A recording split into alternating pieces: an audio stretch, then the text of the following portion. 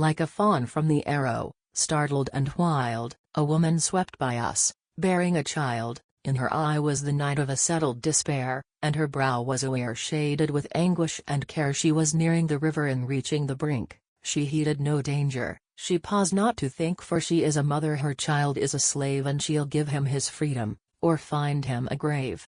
'Twas a vision to haunt us, that innocent face, so pale in its aspect, so fair in its grace, as the tramp of the horse and the bay of the hound, with the fetters that gall, were trailing the ground. She was nerved by despair, and strengthened by woe, as she leaped toward the chasms that yawned from below. Death howled in the tempest, and raved in the blast, but she heard not the sound till the danger was past. Oh, how shall I speak of my proud country's shame, of the stains on her glory?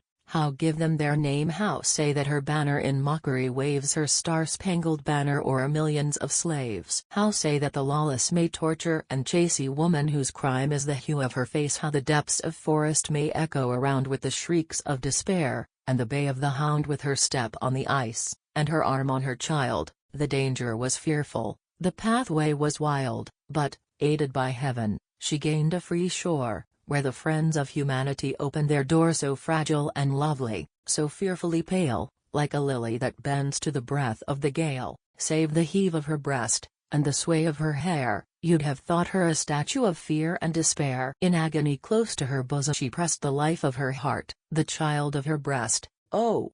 Love from its tenderness gathering might, had strengthened her soul for the dangers of flight. But she's free.